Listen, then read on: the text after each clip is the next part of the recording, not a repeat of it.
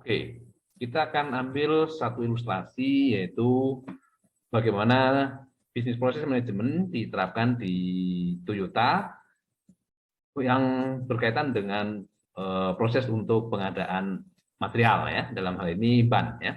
Kita mengacu pada skema ini, di mana sebuah bisnis itu akan dimulai dari strategic planning, ya, kemudian akan disusun rencana bisnis atau bisnis plan. Ini dalam waktu 1 tahun ke depan. Nah, kemudian yang lebih teknis lagi di sini ada sales and operation plan. Nah, di dalam sales and operation plan, kemudian kita turunkan lagi menjadi mix master schedule. Dan untuk eksekusi itu sendiri itu dituangkan dalam satu plan schedule, ya, plan schedule. Nah, dalam hal ini misalnya Toyota telah menyusun satu rencana jadwal produksi, ya, taruhlah misalnya 100 unit Avanza akan dibuat pada hari Kamis yang akan datang, jam 10 itu akan dimulai assembly. Nah, setiap satu unit mobil itu membutuhkan 5 unit ban. Oleh karena itu, kebutuhan untuk 100 di hari Kamis ini adalah 5 kali 100, yaitu 500 unit ban. Nah, kita tahu bahwa Toyota itu merupakan satu manufacturing di otomotif yang sangat sohor, ya, yang menerapkan prinsip Toyota Production System, di mana salah satu hal yang sangat prinsip itu adalah penggunaan just in time untuk pengelolaan persediaan. Ya, just in time itu sendiri itu merupakan sebuah konsep di mana persediaan komponen atau material hanya sebanyak yang dibutuhkan pada saat diperlukan. Jadi Toyota itu akan menyediakan sebanyak 5 kali 100 ban, paling lama atau paling cepat atau paling lama, ya. Jadi pada saat yang bersamaan. Kalau misalnya assembly akan dilakukan dalam jam 10 misalnya, ya, maka ban itu tersedia jam 9. Ya, kalau bisa tidak boleh lebih cepat dan pasti tidak boleh lebih lambat, gitu, ya. Sehingga pada saat assembly mau dilakukan, 500 unit ban ini akan tersedia. Nah, bagaimana proses bisnis manajemen antara Toyota dengan Bridgestone ini, ya? Nah, sekarang kita akan lihat dari faktor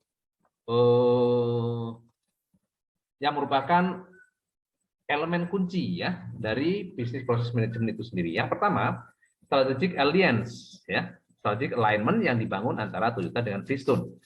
Di sini strategic alignment itu merupakan salah satu core, yaitu faktor kunci dari bisnis proses manajemen, ya. Itu adanya aliansi strategik antara Toyota dengan Bridgestone, ya. Di sini kapabilitas faktor ini salah satunya adalah proses improvement planning, ya. Jadi bagaimana kebutuhan 500 unit ban pada hari Kamis ini bisa dipenuhi oleh Bridgestone tepat pada saat akan di-assembly. Nah, itu perlu proses yang terencana, ya, baik oleh Toyota itu sendiri maupun kolaborasi dengan Bridgestone. Ya, jadi ada satu kolaborasi yang nanti akan mengintegrasikan proses antara schedule produksi, ya, dengan proses untuk pengiriman ban oleh Bridgestone, ya, schedule produksi oleh Toyota dan pengiriman ban oleh Bridgestone. Ini merupakan kapabilitas untuk faktor strategic alignment bisa dijalankan, ya. Dan di sini linkage strategic dan proses capability, ya.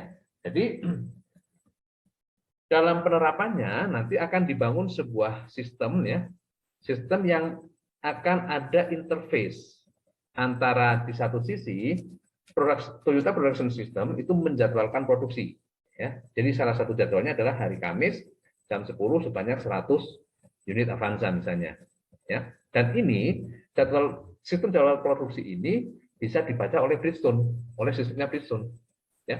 Sistem Bridgestone untuk pengiriman ban kepada kliennya, dalam hal ini Toyota, ya. Dengan interface, maka antara jadwal produksi di Toyota dengan sistem pengiriman order oleh Bridgestone itu nanti akan terintegrasi, sehingga tidak diperlukan lagi adanya release order secara manual, ya. Jadi Toyota tidak perlu lagi mengirim order kepada Bridgestone. Karena apa?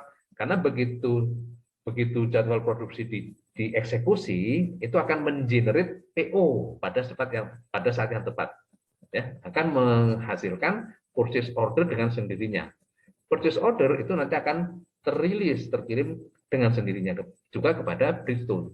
Nah, Bridgestone, sistem di Bridgestone itu nanti akan membaca order dari Toyota untuk ban sebanyak 500 dan dikirim pada hari Kamis jam 9 tepat waktu. Ya, ini dimungkinkan di sini. Kemudian ini juga dilakukan dengan kita membuat terlebih dahulu enterprise architecture-nya, ya. Jadi proses enterprise-nya kita buat terlebih dahulu, ya, hubungan antara order untuk pemenuhan ban dengan sistem pengiriman ban di Bridgestone, ya. Kemudian nanti ada pengukuran juga di sini prosesnya, ya, proses diukur. Misalnya pengukurannya apa? Pengukurannya adalah ketepatan, ya, waktu pengiriman. Jadi kalau misalnya sistem produksi penjadwalan produksi Toyota menyatakan jam 10 sebanyak 100 unit, maka nanti akan ditangkap oleh sistemnya Bridgestone, kirim jam 9, ya, 1 jam sebelum jam 10 sebanyak 5 kali 100 unit. Yaitu measure-nya apa? Diukurnya dengan apa?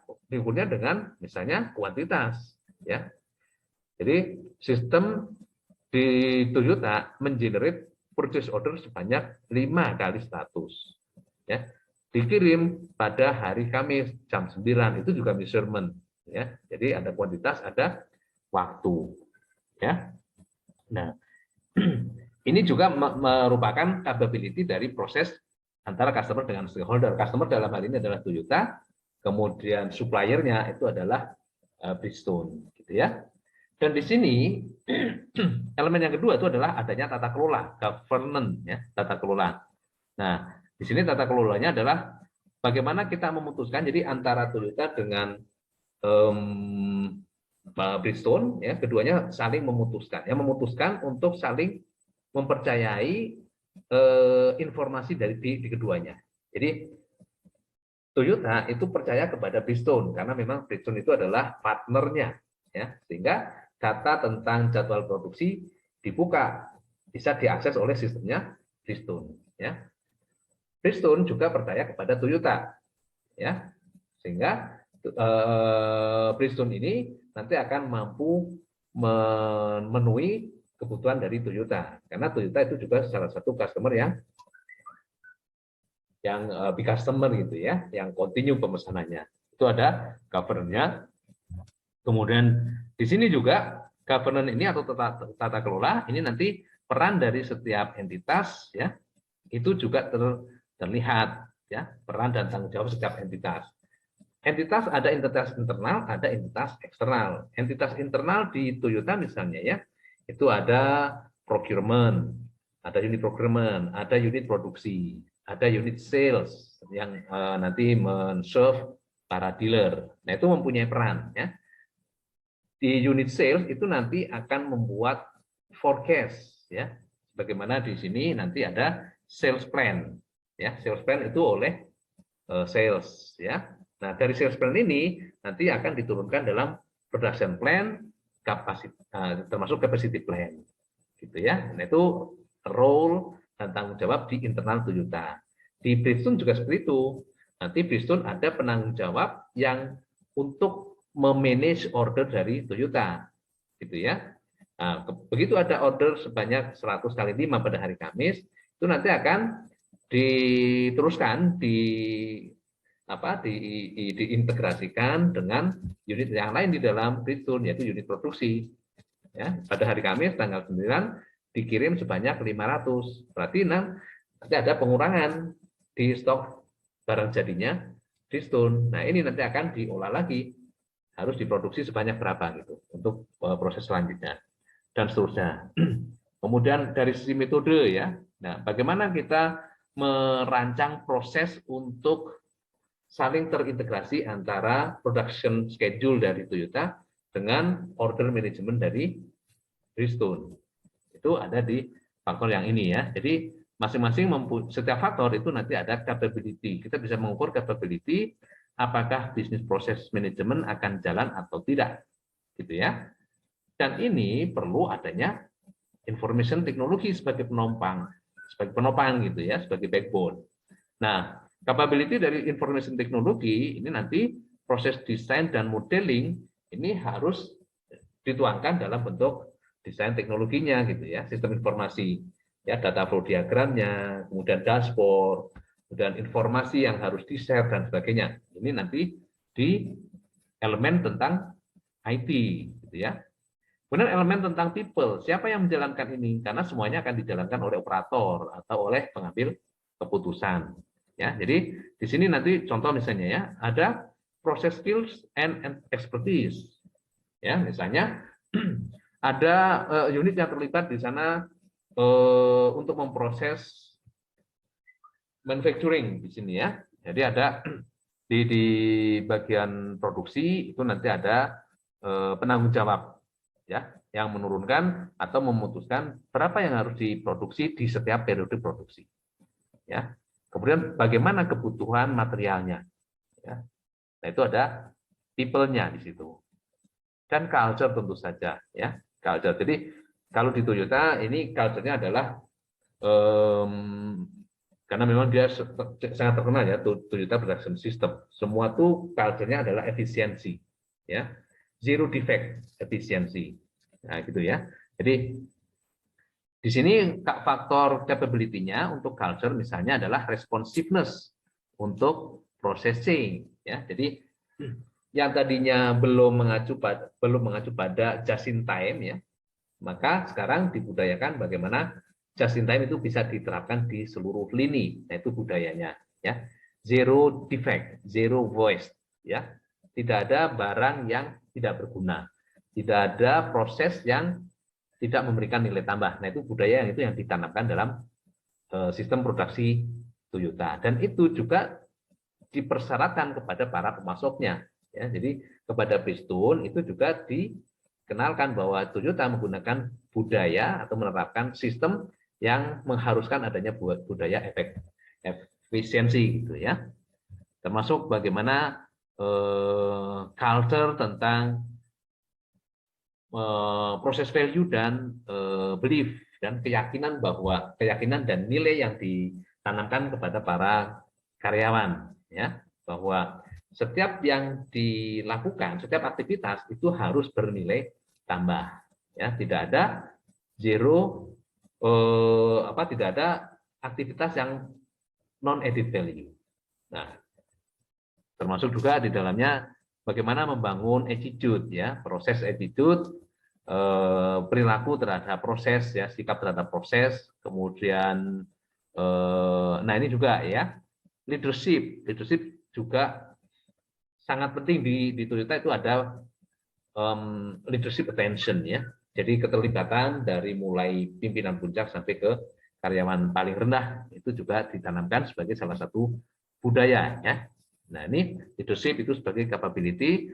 Jadi core untuk budaya ini akan bisa diwujudkan kalau ada ini ya, semua mendukung. Nah, ini kira-kira bagaimana implementasi atau penjelasan dari 6 elemen kunci dari bisnis proses manajemen. Ya, mudah-mudahan ini menambah penjelasan apa yang kita sudah diskusikan di kelas online dan menjelaskan bagaimana proses bisnis itu di-manage ya, sesuai dengan faktor-faktor yang merupakan elemen kunci dari proses bisnis itu sendiri, dan juga bagaimana setiap faktor itu memiliki kapabilitas atau setiap faktor itu mendorong terwujudnya manajemen proses bisnis. Ya, saya kira itu.